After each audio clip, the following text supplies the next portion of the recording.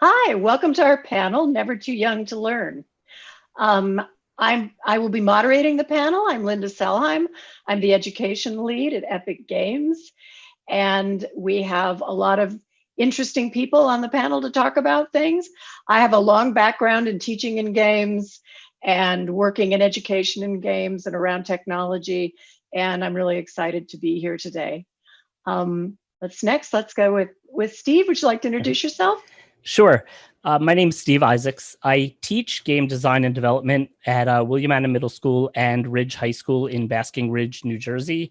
I've been teaching for about 20 some years, well, 28 years. And for the past about 15, it's been exclusively game design and development. And recently, I've been fortunate enough to do some work with Epic, working on lesson plans and some other, and working with other educators who are interested in bringing interactive 3D into the classroom. And next, Nick, would you like to introduce yourself? Sure. Hi, my name is Nick Pant. I'm a 9th grade American history teacher at the Dayton Regional STEM School in Ohio.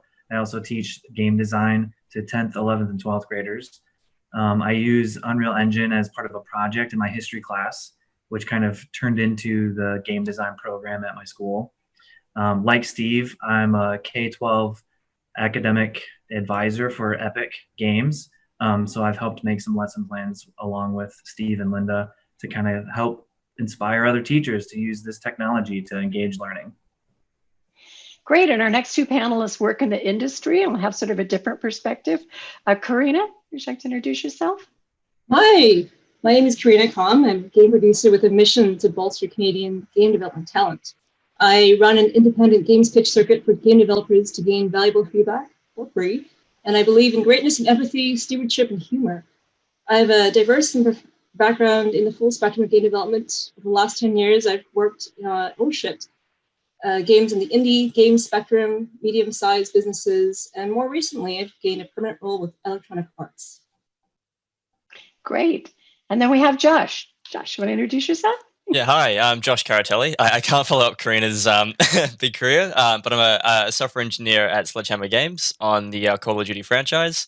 And one of the reasons why I'm on this panel is I was a student not too long ago, and I'm a huge advocate for learning games in the classroom. So I run a STEM scholarship with one of my friends at our old high school, where we taught a student to learn how to code and make their own games. And in the past several years, I've gone to lots of different high schools and spoken at lots of different education conferences, more anecdotally and advocating for, hey, my test scores went up when I started learning how to code and make games and everything. So how about we look into that? And yeah, that's why we're here today. That's great. Well, I'm going to start off with a question about education and technology. We're doing a lot of really interesting things at Epic in the secondary space. And so my first thought for the panel is technology is an integral part of the learning experience now, and with the focus on secondary education. So we'll start off with, with Nick and Steve being teachers, is what are you seeing engage students, and how, particularly in the games and interactive space, like what tools are getting students excited, and what kind of work are they doing and exploring through, everything from core subjects to game design? Go ahead. Well, I think students of all ages, I mean, I've seen it as young as 6th grade, they're just excited to learn the technology that they know and love. I use Unreal Engine and Maya 3D, 3ds Max, so they really get excited about the coding, the visual scripting, using the game engines, doing the modeling. I think they are eager to learn the skills that can solve the problems that they're going to have to deal with once they graduate. In my experience, I'm at a STEM school, but regardless, I think students all across the world are excited to learn the skills that will make them competitive to solve the problems. Like, they're living in this world just like we are. And I think once we open the door to those professional skills, they're very eager to jump right in. They're used to seeing these games and things. So like when we say, yeah, you play video games, but have you ever thought of using the technology to like solve this serious problem? And they're like, no, that's awesome. Let's do it. It's something new and exciting. I've had a lot of success using that approach with my ninth graders. Very cool. Yeah, Steve? Very, very similar. For me, I mean, one thing is, kids love games. Like, there's kind of no doubt about that. So at the onset, teaching with and using games in the classroom certainly brings relevance to the kids, and kind of, teachers like to use the term like meeting kids where they are. And I think we can do that with games. I've used a variety of tools over the years, and my sort of approach now is to give students a whole lot of choice as to what tool they choose to use.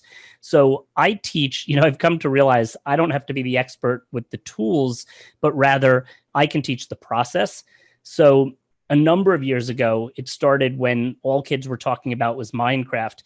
And I felt, if this game is so meaningful to these kids, let me bring it into the classroom and see what they can do with it. And that changed everything for me in terms of my approach to teaching and learning. So as we've gone, it's been interesting too, because, I would use a lot of tools that would be like one student in front of the computer. And if I was using a design team, they would have to have, like one would be the graphic designer and feed stuff to the kid because they couldn't be in the same, environment at the same time. And then with things like Minecraft, that all changed. So kids were in the world together, collaborating in a very organic way. And then, as games evolved and things like there was actually even, it might've even been before Minecraft, but Portal 2 has a level editor. And so when we brought that into the classroom, that really excited kids about them, again, creating puzzles in this editor that was pretty easy to use. And then the minute they rendered their level, it was like this beautiful 3D environment. So I think the ease of that transition was great. And then last year or 2 years ago, when Fortnite Creative came out, as I anticipated, kids started asking if they could use that. And that's been huge, which is sort of, I'm starting to look at as a springboard also to, hey, Fortnite's created an Unreal Engine, and we're doing all this automation in Fortnite. Why don't we now move also into that space? So now that I started teaching high school as well as middle school, I see such incredible potential for the growth of our program. But gosh, I mean, when I'm a firm believer that taking and using commercial games, especially the ones, I mean, thank goodness for all these developers like Epic that are creating these tools for content creation. Because whenever I think of a game and I look at like, I just started playing Fall Guys, and the first thing I think of is I look at that game and I'm like, you know what? They need to create a level editor for this, because kids could just have, I mean, everybody could have such an amazing time doing that. So, my first request ever to any, company. So, EA, Carina, you're on here, let's make like a level editor. We might have it for Madden football or something, but when we could put kids in that role with a product that they're already loving, I think that's the best we could do. Great. I have a little different slant on this that I wanted to ask Carina and Josh, because Josh told me a great story before this panel about his high school years. But, how were your learning experiences influenced by interactive technology, that sort of drove you to where you are now and what you're doing? I know, you want to start first, Carina? Sure, I'd love to. It's a great question. So as a student, I was curious. I embraced challenge. And I don't know if you remember the old school Magic School Bus games. I really liked that. I really liked playing chess. I learned to develop more strategic thinking. So thinking 2 steps ahead for my career, for my education. Brain Age games became a thing on the Nintendo DS, which is portable. So I could take this Brain Age game for arithmetic wherever I went on vacation. I thought it was brilliant as a young student to be able to practice and hone my thinking that way. One thing that really shocked me about embracing games at such a young age was that I learned how to grind for experience. And most importantly, I learned that no matter how high level I was, something unexpected was bound to happen, and I would get knocked back on my feet and back to level 1. That's great. That's great. Josh, I love the story you told us. So you have to share that with the audience. Yeah, sure thing. So, I was in high school, not too long ago, long enough to, at that sort of halfway mark, getting out of there. It's like 5 years now or something, but that's still recent enough. And interestingly enough, that I've always enjoyed school. I've always enjoyed playing games. But one of the things I noticed was around when I was in, I guess these won't sort of match up internationally, but I'll say I was 14, 15 in high school. All these tools started to sort of come out, and the democratization of game development started to happen. So one of those things was Epic's Unreal Engine 3 was released as the UDK, or the Unreal Development Kit, which was super cool because I got a random ad on Google one day, and I went, sweet, I play some of those games. I can mess around and see what I can do. And the really interesting thing was, I was always decent at maths, but I had a real big interest in maths and physics and learning, sort of the sciences and stuff as well, and even learning to code once I started using those game development tools. And you can actually plot my grades on a curve of when I started using game engines, and whether it was Unreal or or Unity or Game Maker or whatever it was, right? As soon as I started coding and making games myself, all of a sudden the math score started to tick up, even to the point where in my final year of high school, I would do things like instead of so if, like my physics questions, like for physics, science and physics, I would, write a calculator, or the big thing actually for me was I recreated Angry Birds in a game engine, and that really helped with projectile motion in physics. And this wasn't like I didn't start doing this the last year of high school, all the way up until when I was 14, 15. Instead of doing a poster, I would be like, hey, could I make a game? So one of the games I made was stick figure / cardboard Chuck Norris, who would slide down different ramps and into trampolines, and would hit the trampoline and bounce into different answer boxes. And the different answer boxes were different countries. So, which country has the highest population? Is it India, or is it China, or is it Australia, is it America? And then, people would go through that. And that was super cool because at the time, the teachers, don't have as many resources as they do now, that, that Epic sort of, pushing through as well, for example. But they still allowed me just to go off in my merry way and do things like that. And then every chance I got, could I make a game for this? Could I do something more than a poster? And that's been, I guess I'm just rambling here, but that, not only did I enjoy the assignments more, it made me learn a lot more from it too. And again, those grades ticked up and up and up. I've seen the That's same great. thing. Yeah. Oh, I'm sorry. Go ahead, Nick. No, I was just gonna kind of piggyback off that. Like I've seen the same thing with my students where, teenagers especially, they're so good at playing a video game and then failing and dying in that game, but then wanting the challenge to get back up and continue playing. There's something about games that makes students want to continue to play after they fail. So why not tap into that by bringing games into the classroom? Like the students, that's the teacher's dream. We want to find a way that makes them want to continue to learn even after they make a mistake or fail. If they're already doing that and they're enjoying doing that with video games, why not bring video games in the classroom where we can combine the two concepts? Absolutely. And I've seen that. Yeah, go ahead. Yeah, even as Carina was saying before, more from the game perspective, you want to the grind, you want to level up and keep going. It's exactly what you're saying as well, Nick. It's I think students, by the 5th time they've heard the question of how many watermelons can you fit in a car, I mean, I think at that point, whatever. But you have a whole, virtual world or virtual experience that sort of, is tapping into that. Just, hey, this is a more interesting way than talking about watermelons in a car or roller coasters.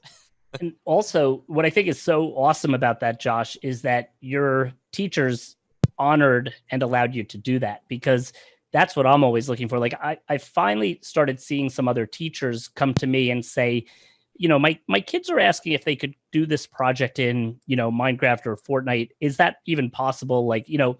And the fact that at least teachers are letting their kids do these alternate, approaches. I mean, if I were a it's funny. My wife used to be a technology integrator in an elementary school, and some of the projects that their kids were doing, and it's funny that you talk about posters, they would do these brochures about, and she has a joke now, anytime she sees brochures, she has to take a picture of this thing of brochures. But it was always like this template, like the project that the third grade teacher would have would be, here's the template.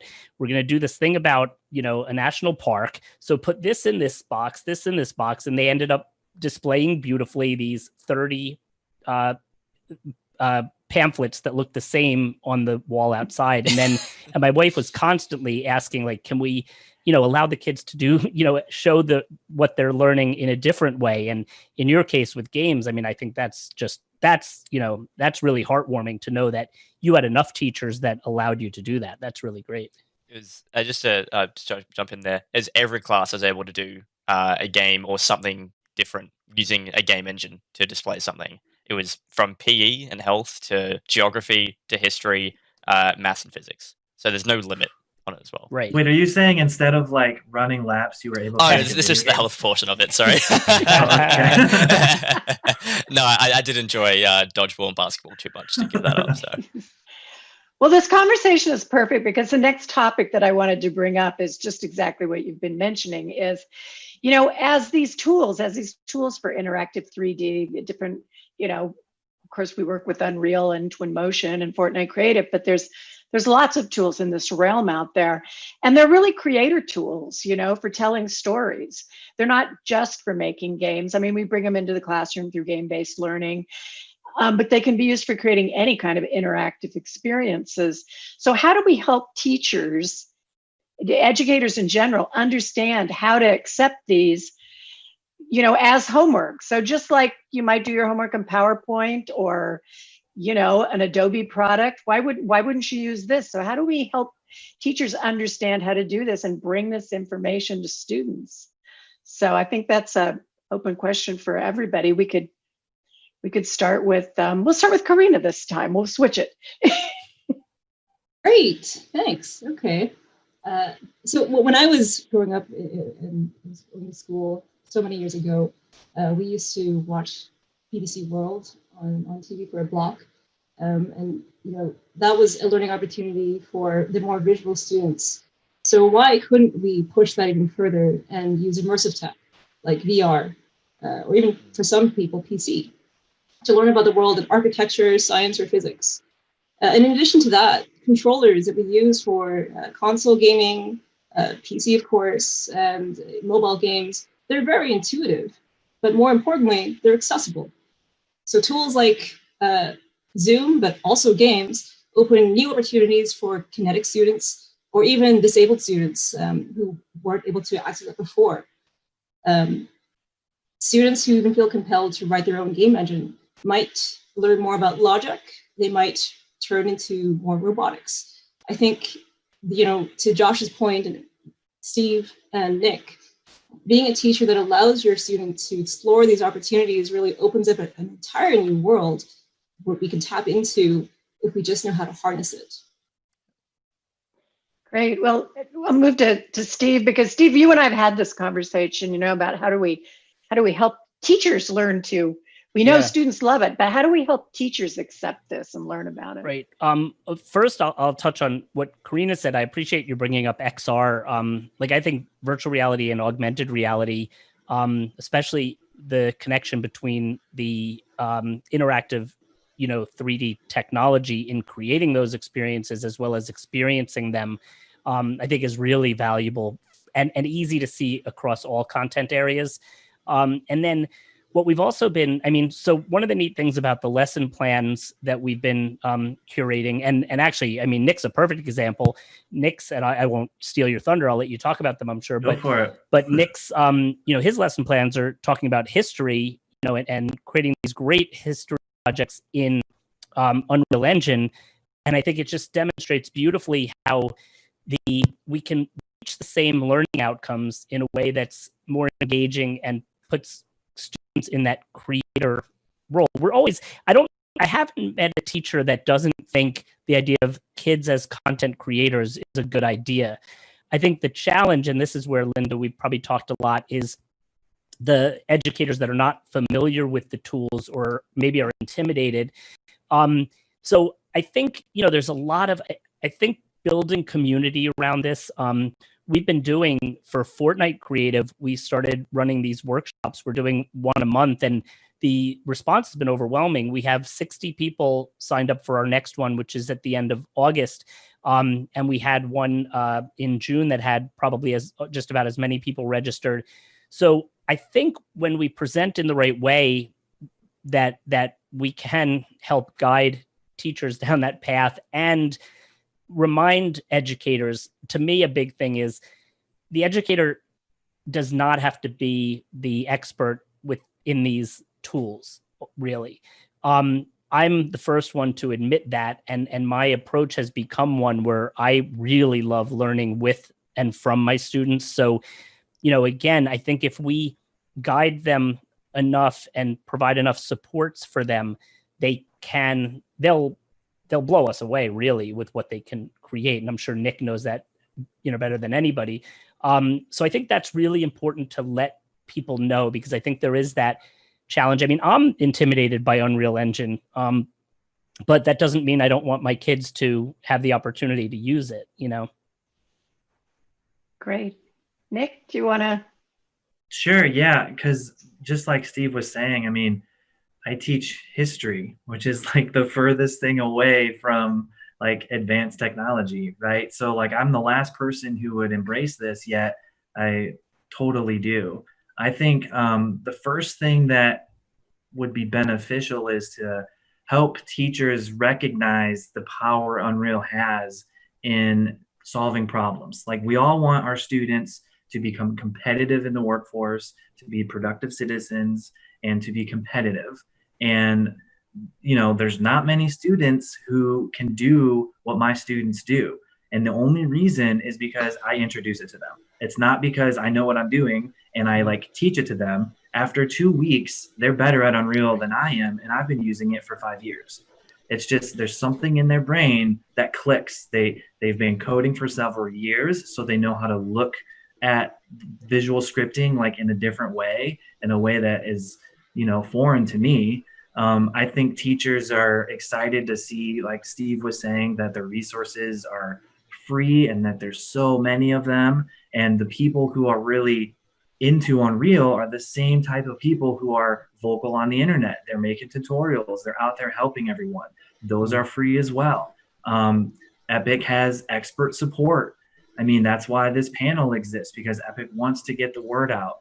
I think seeing real world examples of how the technology can be useful. I always tell my students, because one of the things I was surprised about when I started the project, my project basically is the students have 3 separate units throughout the semester, and each unit becomes an exhibit in a virtual history museum. All the students know what a museum is, so we don't need to spend time like learning what it would look like. And they get to basically see those real world examples. And I always tell the students, like, there's more to it than just video games. I was surprised when so few students actually enjoyed video games. So then I started to say, well, it's really more like architecture. It's more like interior design. Like if you got an artistic approach, then like it doesn't need to be playing like a game. There's a lot more to it. And then all of a sudden, there's just this huge array of possibilities. It's no longer just a video game. It's an interactive 3D experience. It's creating a whole world. It's solving problems that don't yet exist. Like there's so many opportunities that I think we need to get the word out. Teachers need to see how well this fits with all the other buzzwords, project-based learning and 21st century skills and all that stuff. Like if you want to meet those goals, then throw in Unreal, throw in Fortnite Creative, Minecraft. Last year, the science teacher on my team, he started using Minecraft and the kids ate it up. Like I thought Minecraft was for younger students. The 9th graders loved it. So now I'm probably going to be competing with that because we don't want too many video games, but whatever works to get them excited, teachers should be all for. That's great. So Josh, I want to ask you a question sort of in relation to this because of what you shared with us before is how did you talk your teacher into taking these projects and did you influence other students in the class? So Yeah, that was interesting. So I went to a local public school in Melbourne, in Australia, called Elwood College, and it's I think by the time in my final year we only had 80 students in the class, so it's a small school in the first place. So our year was always pretty small, anyways, and so, and you had this really good relationship with teachers, which I think that's something I want to sort of mention. I think that's the really key thing that I'm getting from Steve and Nick is that it's you obviously have a very good relationship with your students in terms of, they can suggest things and there's not like sort of this weird hierarchical thing. It's you're working together to learn stuff. And also the thing Nick mentioned too, just side note, if they've already got a few years experience coding, I might have a job in a couple of years, by the way. Just want to point that out. Yeah. But the way I pretty much, so there wasn't really like, this big push for education and using game engines, you know, when I was doing it, a number of years ago. So what I did is I just we had this first class which we called community projects, and it was pretty much a project based learning class which went for the entire semester. And what we had to do, what we sort of tackled was creating a hydroelectric water wheel. Effectively is what it was, and I had a couple of my friends, group of four, a couple of my friends, we were doing like a physical model as well, and super cool, and it worked to power a tiny light bulb. But again, the point we're trying to get across is, hey, we could power entire cities and blah blah blah blah blah. So I went to my teacher, Nick England, who's been a big supporter of just tech in classrooms and everything now. And I pretty much said, "Hey, I've been learning how to make games with this tool I've heard about. This Unreal thing. I don't know what it really is, but it's super cool. Can we use that instead of like a poster? Just to sort of give a big thing." And sorry, again, rambling here, but long story short, we just sort of brought it to them. So my friend made a 3D model in Blender. We put it all together. It came with some free assets, chucked it all together, and in the presentation we had the physical model, and then this is what it looked like in real life. So we had one teacher on board. I'm not sure if we'd have every other teacher on board, but we had that one, the first teacher on board, and in front of this, the entire, I guess it was year nine, the entirety of year nine, we showcased this thing, and there's just a gasp from the audience going, "Oh, that looks like Lord of the Rings! Like that's crazy!" And then effectively just a short answer is we showed that, hey, this is what we could do. This is just purely an animation that's done inside a game engine that showcased what could be a thing. And then I used that as a stepping stone to go to the next thing and go, hey, so I think the next thing was my PE class where we were doing a thing on drink driving. I went, hey, everyone else is making videos.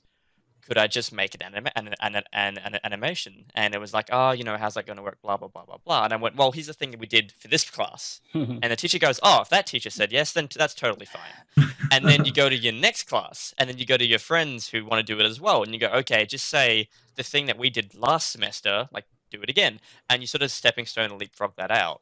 And this is, we didn't have any game classes or anything specific to even robotics or tech, which they have now. That was purely just the stock standard classes. And can we do something more than a poster? Because we've done posters for years and PowerPoint for years, and Crazy's already getting old. It's only been used for a few months, right? So effectively use it as a stepping stone. Yeah, that's great. So on that, I'm going to detour just a little bit, kind of focus this at Steve and Nick at first, and then the grading. Do you think grading projects like this, or what are some of the obstacles of really bringing this into the classroom? And then from a standpoint of Carina and Josh, how can industry help bring these tools in? Sort of a two-part thing. So, and I'm thinking about obstacles for teachers in how to process these projects, like when Josh says, here's my game. How do I grade it next to the poster? Yeah, that's a really great question, and one that I think every teacher wants some kind of magic answer to, but it's actually not that difficult. So with most projects as a teacher, if you have a general rubric that speaks to the learning outcomes that you're looking for, first of all, give the kid that rubric and say, this is what you have to demonstrate. And secondly, as the educator, kind of understand that there are many ways to get at those learning outcomes. So I think it's a cop out to think we can't do that. That's where that poster and brochure becomes so handy, because a teacher sits with a stack of them and, they did they did all these 8 things. Okay, they get a perfect grade, and that doesn't really impress me. But in other words, we do have the opportunity to still ensure that they're meeting the same learning outcomes, and maybe exceeding them. Your question about industry and how industry could support, I think one of the most amazing things, and we talked about this earlier in the call, and I think we already got Josh and Carina committed to come into classrooms and share these stories about your role in the industry. What a great opportunity for kids to hear from industry professionals. I've had a few great opportunities and where kids have actually worked with mentors from, that were industry professionals. And, it's been nice to make these connections and then have a kid who wanted to learn, let's say, Unreal Engine. And I wasn't so proficient, but if I could connect them and they at least had somebody to ask questions to, that's served us really well as well. So I think there's, and the evaluation too, a lot of it to me comes down to the process and reflection on the part of my students. So everything that they do, they end up writing reflection blog posts for me. And that's my main assessment tool. If I can see from their explanation that they could explain the process, they could explain the challenges they encountered, how they overcame those challenges, and that sort of thing, that's when they have the opportunity to say to me, here's what I learned. So I think there are definitely creative ways to do that without that being overly cumbersome. Great. Nick, do you want to? Yeah, I mean, it sounds like Steve and I are at similar schools, which I feel really lucky to have that type. I mean, project-based learning opens the door for that type of choice and guiding instead of maybe giving the answer and teaching. And I think one thing that some schools might be hesitant is, how does this stuff align to standards and curriculum that's already developed and things like that? And I mean, in my experience, the products speak for themselves. I mean, my students could just make a small, 3 posters on a wall exhibit and they would get the A, but they want their museum to be as best as it can be. They want it to be, what they envision. And that requires them to learn more history, which is the content standard, which is on the state test, which is, you're getting funding for and things like that, which makes the administration happy and the other teachers are proud that their students are successful based off of the standards. If they want their museum to be better, it's got to have one thing, and that's the history content. Like, it's a history museum. So they don't realize that the reason I'm geeking out is because they have to go out and research more. Like, I'm a history teacher and they think, oh man, we're doing video games, this is so cool. I was like, no, you have to go out and research how to problem solve, and you have to research, like, why did these social issues get in the way, and then you need to make an exhibit about it and connect it to the other exhibits. Like, it's all my content. So I think showing teachers the final product, showing them that they align to the standards, showing them that they can do it for free. I mean, you run out of reasons to say no. That's great. And one interesting thing I'll say, I'm sorry, just to piggyback on that, Nick, that I think when you say they want their museum to be the best it could be, I don't think that's necessarily the case when it's the 3 posters that they're putting up on the wall. Right. And it's the interactive exhibit that they're getting excited about, like, ooh, wait a minute, what if I do this? They're solving problems they didn't know they had because now they want to make things happen. And that's what you see. So I think, like you're saying too, I think any teacher that starts to see that happening with kids, like, I have the occasional, I always love when I get an email from a parent that comes across almost angry because they ask why I'm giving so much homework to their child for my class. And I have to respond that I didn't assign any homework, that, this might be the one time when your kid is actually working at home because they're excited about it. And I'm sure you have that. I show them an example of the level that I made. And it's literally like 1 room, 3 posters. I was like, you do that. That's what I did. And then they come back with these like masterpieces. And it's like, I didn't tell you to do that. I know, but like, this is better. Well, yeah, it is better. Good job. Like, yeah. I don't think, we have exhibition nights where like community members and parents come in and they always look at the products, and the kids aren't excited to show off a poster. right? They're excited to show off this interactive world that the parent has to sit down and immerse themselves in, and then learn what the student learned in the class. Like the student gets to teach through a video game. You know, like we do posters too, but I mean, we put the posters in Unreal. Right. That's way cooler. Yeah. So how as young people in the industry, can you help foster this kind of thinking in education? Like Carina, what are your thoughts Sure. on that? Yeah, well, just to echo and piggyback off Steve and Nick, evaluation, reflection, and the rubric of learning outcome, it's very important to professionals in our game industry too, because we do a lot of postmortems, we do a lot of retrospectives as well. Things don't always go to plan, and so we need to think about that and how we can improve.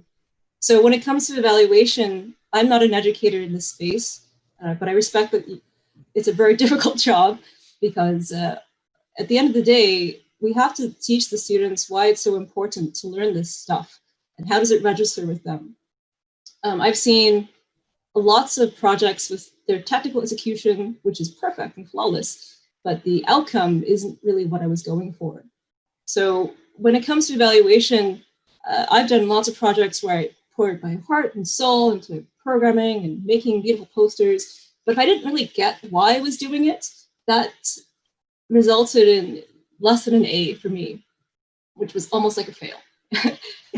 When we talk about the game industry, we think about logic, creativeness, management, but there's so much more that goes into it, which means for teachers, I think this is really hard to kind of break that apart and think outside the box and how that relates to your professional career later down in the world. So for teachers, I would strongly encourage you to break it down. Why are we talking about this logic flow, and why is it so important for us to be creative and to talk about art history or history in general, so that we get back to the end result, the end product, the learning outcome, if you will.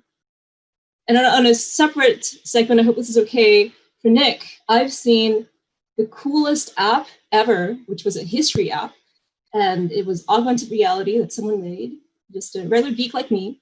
And what it was your mobile phone could scan the environment at, let's say, like a famous historical site, and it could transport you back there by juxtaposing another picture of what it used to look like back in 50 or 100, a century from years from now, or in the past. So I think there are so many cool ways that you can incorporate history with advanced technology.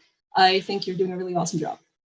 Thanks. Yeah, I've always wanted to get into the augmented reality because we do this thing at my school the last 2 weeks of the year. It's called Stummersion, and the students are done with their normal classes and they sign up for a class where they're with the same teacher all day and they learn some atypical curriculum. And I've done some Unreal Stummersions in the past.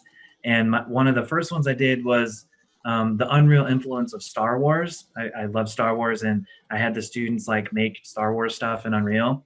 But I realized like I'm old, like the kids are more into Marvel. So then I was gonna do, would have been last year. It was gonna be like the same thing, but with Marvel, and we were gonna try to do like an Iron Man augmented reality type of thing with Unreal, and we didn't get to do it because of the pandemic.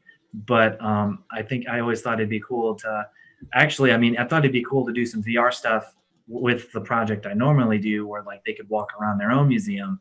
But unfortunately, we do have other history things to do. I don't think we'd have the time to do something that big, but I love those types of histories. The 360 camera stuff, like it's all cool. Like, yeah, I'm glad you're getting into history.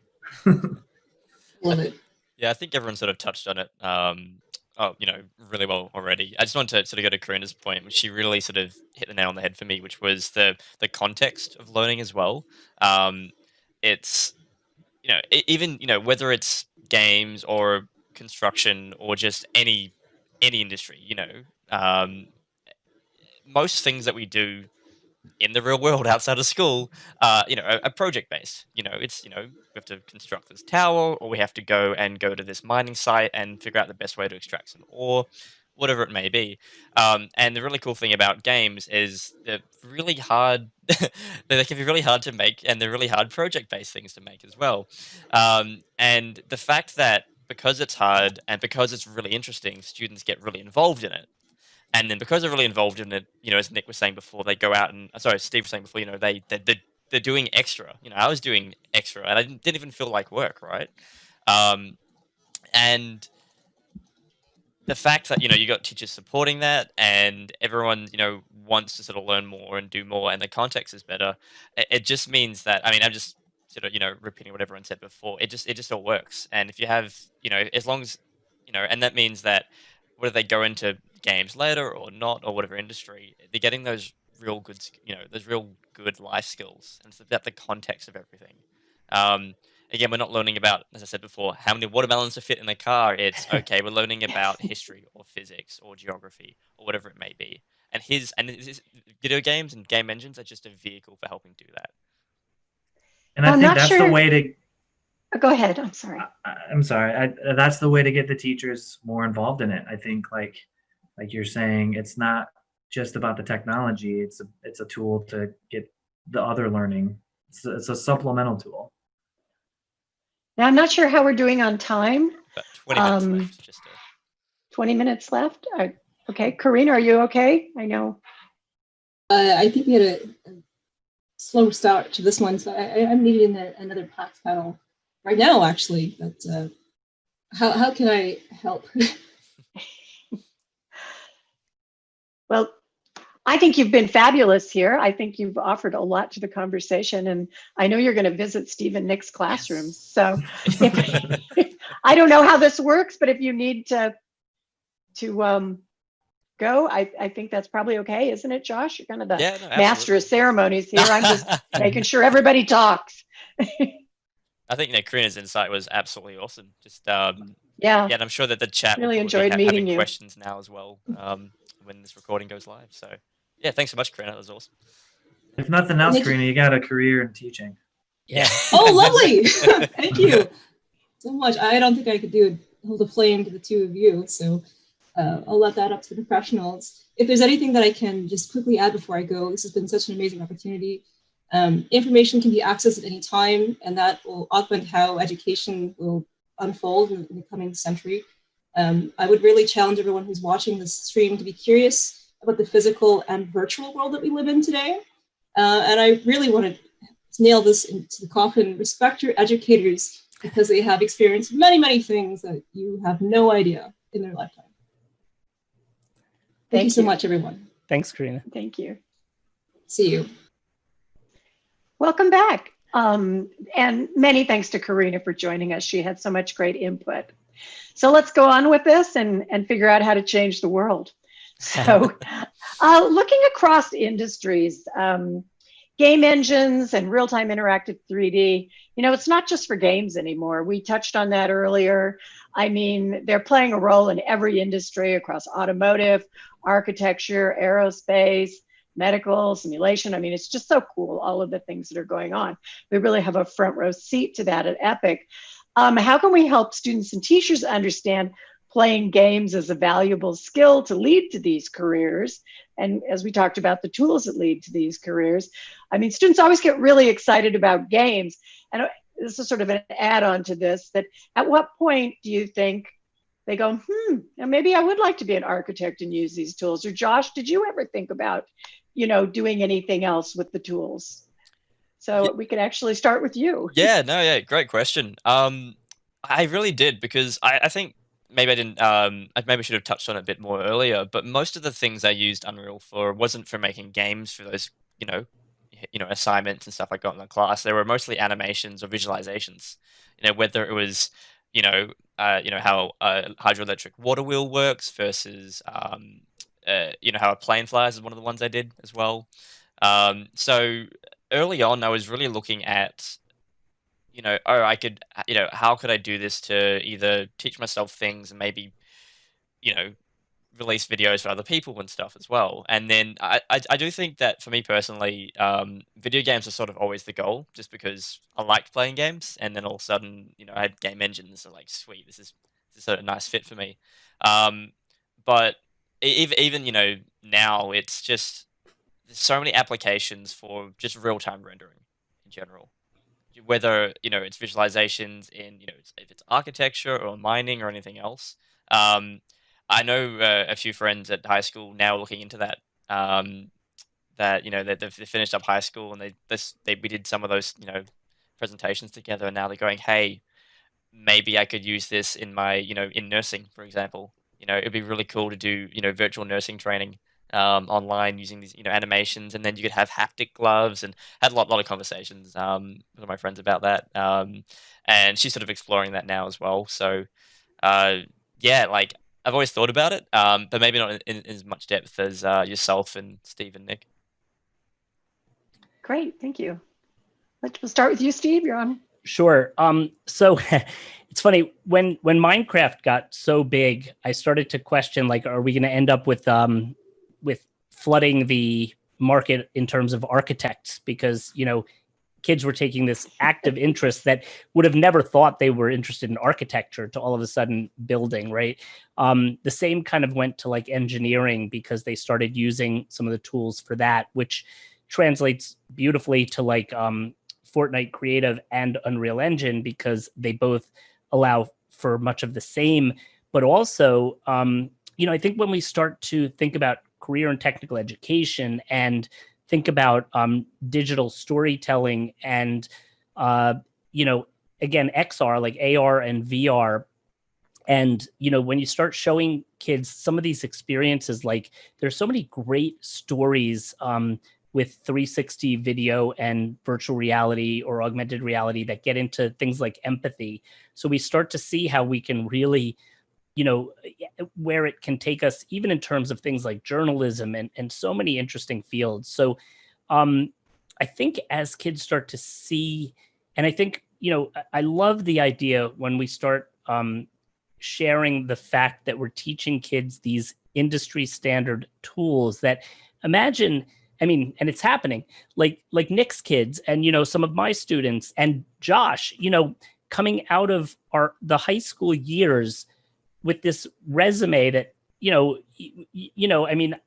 Epic would probably hire many of these kids out of high school knowing that they have those skills. So, and not just Epic, but these companies that need people to use these tools for any number of things. So I think the question started with something like, how do we start with games and expand? And I think that's kind of what we hope will happen when kids start to, understand the inner workings and what this is created with and what that means. And, when we get into computer science, but make the activities relevant to kids and to solving problems and all of that, I think we start to really, demonstrate where this can take them, and the career opportunities are incredible. Like I can't imagine having come out of high school with some of these skills,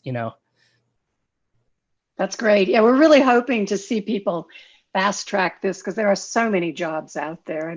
I see big openings for people to get involved. If you even look at what's going on, the entire film business is being changed by virtual production, and it's so interesting. So, Nick, your thoughts on this? Yeah, I think you reel in the students with the video games, something that they're familiar in, and then you expose them to the idea of serious games. I've seen students use Unreal to do like virtual CPR training. You have to get certified like every couple years. Well, to get like certified again, rather than go and take the course again, you can just like prove that you still know the skills by using VR. I think the military is using this stuff in new ways, drones and things like that. So like instead of having to build things that are really expensive and time consuming, you can practice using the simulations through Unreal. We were trying to do last year before the pandemic. We were going to model our parking lot. Our parking lot's always really chaotic with the drop off and pickup of students. And we wanted to create like an animation to teach new student drivers how to like maneuver through all the sixth graders running around the parking lot. And like, that's a problem that our school has consistently had. use Great Unreal to idea. solve it. And I've seen Unreal be used for like evacuations of buildings. You know, like we got a new addition to our building, and unfortunately, things like mass shootings and things like that have become commonplace. And to a sixth grader, like that's a traumatic thing to have to think about. Well, if they can practice exiting the building by simulating it in Unreal, then it's not so scary when they have to do the drills in real time. So I think that there's just a ton of possibilities. I've had students use Unreal as a presentation tool similar to PowerPoint, where they're playing the game basically. I had them do that for my government class a couple years ago, where they had to basically debate the most influential amendment to the Constitution.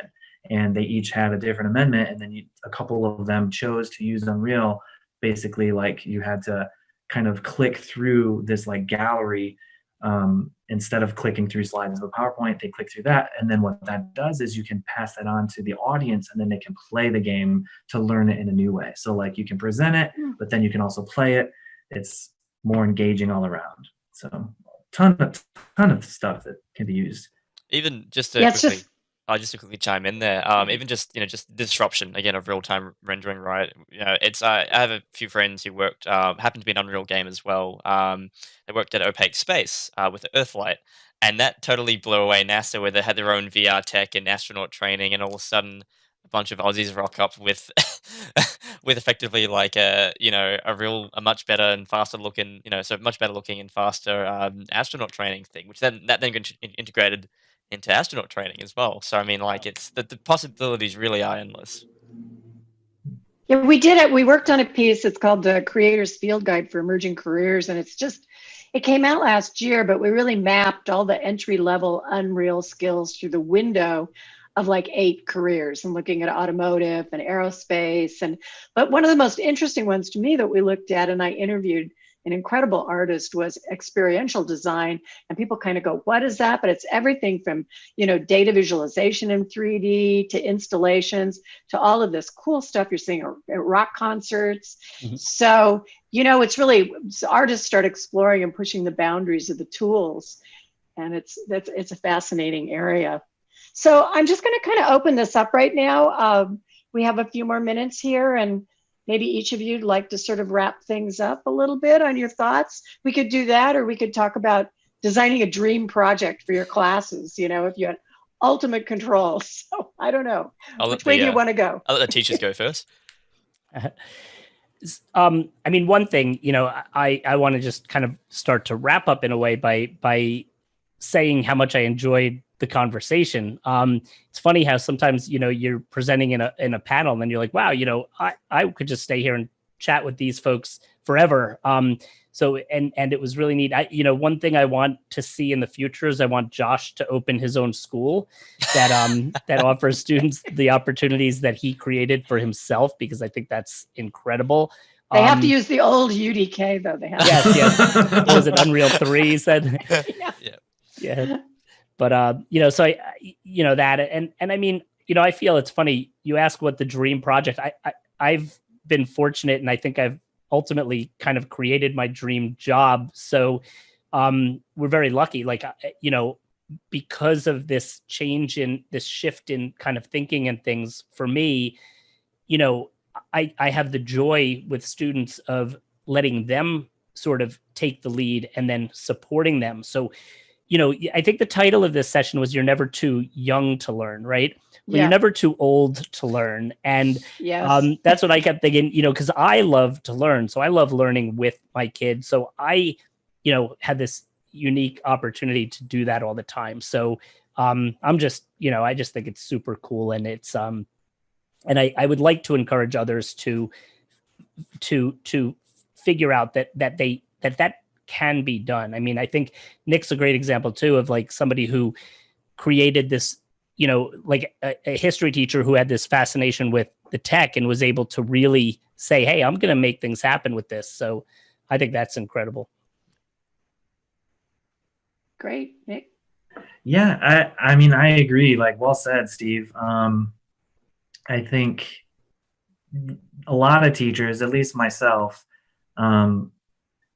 I'm a learner first, and like, yeah, I'm a teacher, but really like the students are teaching me. I know that's Yep. like a corny cliche thing to say, but like that's what makes the job so fun for me is like the students every year they show me something cool and Unreal that I didn't even know you can do. So I mean, they're the ones, and then seeing their final product is always the best part.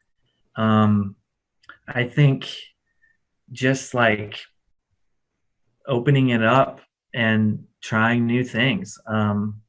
This was great. I really enjoyed talking with everybody. My dream project, I mean, I'm kind of there with Steve, like whatever the kids want to do. I think it'd be cool. I've been getting more into geographic information systems, which is like computerized mapping technology stuff. And I think it'd be cool to combine that with Unreal and maybe do some like mapping stuff, like make the levels bigger. And then of course get some VR into the like environment so that they could walk around, kind of like how we see with the 360 cameras where like you map the Roman Colosseum and then it looks like you're there. I've seen some cool like VR civil rights stuff where like you're walking around with Dr. Martin Luther King Jr. It'd be cool to do something like that. But I mean, they're blowing me away every year. So like that's my dream. I'm living it, I guess. Is there an option to go back to high school and go back to next class? Because that would be really cool. As a guest. As a guest, obviously. Yeah. Every time we have these exhibition nights, there's always a couple parents who are like, "Oh man, I wish this was my history class." I'm like, "Tell your kids that because they get tired." I always joke that like it doesn't matter what the project is, students will get tired of it after 2 weeks. I could sit at the doorway and give every student $5 as they enter the room, and they'll be tired of it after 2 weeks. Like it's just they want to move on. So, but the parents come in and get all excited. Maybe that's why the kids don't like it. Because like grown-ups think it's cool. I don't know.